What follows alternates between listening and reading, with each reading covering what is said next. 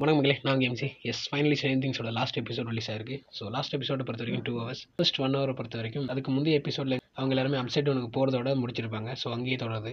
போன உடனே 2 டீமை பிரியாங்க. ஒன்று ஹோப்பர் டீம், நான்சியோட டீம். ஹோப்பர் டீமில் ஹோப்பர், ஜேன், 8 அண்ட் முரேர் 4 பேர் இருக்காங்க. நான்சி டீமில் இது வரைக்கும் காட்டின எல்லாருமே அதில் இருக்காங்க. எக்ஸ்ட்ராவாக மேக்ஸ் வந்து ஜாயின் பண்ணிக்கொள்றாள். ஹாக்கின்ஸ்ல இருந்து பவரை யூஸ் பண்ணி 11 வந்து அவளை இங்கே வர வச்சிருப்பாள். ஸோ ஹோப்பர் டீமோட வேலை ஹென்ரியை கண்டுபிடிச்சு அழிக்கிறது. நான்சி டீமோட வேலை அபிஸ் பிளானட் வார்ம் ஹோல் மூலமாக அவங்களோட உலகத்தோட ஜாயின் பண்ணுறதை தடுக்கிறது. ஹென்ரியை அவங்க தடுத்த உடனே அபிஸ் பிளானட் நோக்கி நான்சி டீம் போயிட்டாங்க. இங்கே ஹென்ரியை தடுத்த விளையாட்டில் ஹென்ரிக்கு வந்து கோவம் வந்து ஹாப்பருக்கு வந்து இல்யூஷனை மேக் பண்ணி 8 and 11க்கு ஹென்ரியோட இந்த தொடர்பை தடைப்படுத்துறாங்க. ஸோ இது மூலமா அவங்களுக்கு கனெக்ஷன் கட் ஆகுது. ஸோ அதுக்கு பிறகு யூஎஸ் ஆர்மியோட ஃபைட் நடக்குது. ஸோ ஒஃபிஷியலாக 8 is no more.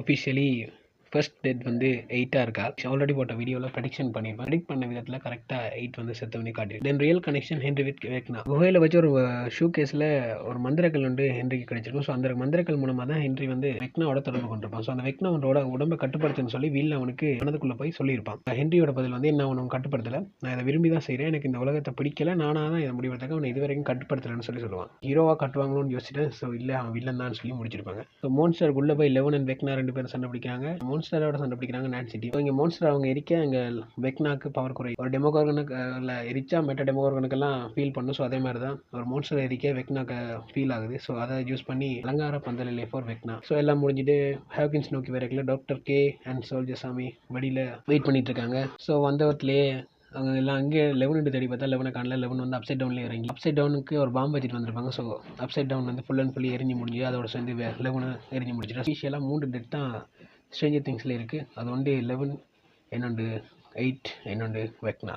So 18 months later எல்லாருமே அவங்க வாழ்க்கையை பார்த்துட்டு இருக்காங்க. ஸோ வாழ்க்கையை மட்டும் பார்க்கல, ஹாக்கின்ஸை விட்டு வெளியே பார்த்துட்டு இருக்காங்க. Steve, robin, Jonathan and Nancy 4 பேருமே அவங்க ரேடியோ ஸ்டேஷன் மொட்டை மாடியிலேருந்து காய்ச்சிட்டு இருக்காங்க. ஸோ பேஷனை நோக்கி வெளியூர் நோக்கி போகிறதா காய்ச்சிட்டு இருப்பாங்க. ஜோய்ஸும் ஹாப்பரும் ஒரு ரெஸ்டாரண்ட்டில் மீட் பண்ணி ஹாப்பர் வந்து ரிங் போட்டு ப்ரப்போஸ் பண்ணியிருப்பார். வேற ஒரு கிராமத்தில் எனக்கு சீஃப் ஷெரீஃப் வேலை கிடைச்சிருக்கா, அவங்க பசங்களும் பக்கத்தில் தான் இருக்காங்க, ஸோ நம்மளும் வேற ஊருக்கு போயிடலாம்னு சொல்லி காய்ச்சிட்டு இருக்காங்க. இங்கே நம்ம பசங்களை காட்டுறாங்க. ஸ்ட்ரேஞ்சர் திங்ஸில் ஆரம்பத்தில் எப்படி எல்லாரும் ஒரு கேம் ப்ளே பண்ணிட்டு இருப்பாங்களோ அதே கேம் தான் ப்ளே பண்ணியிருக்காங்க. அதில் 11 மட்டும்தான் மிஸ்ஸிங். ஒரு ஸ்டோரி டெல்லராக மைக் வந்திருக்கான்.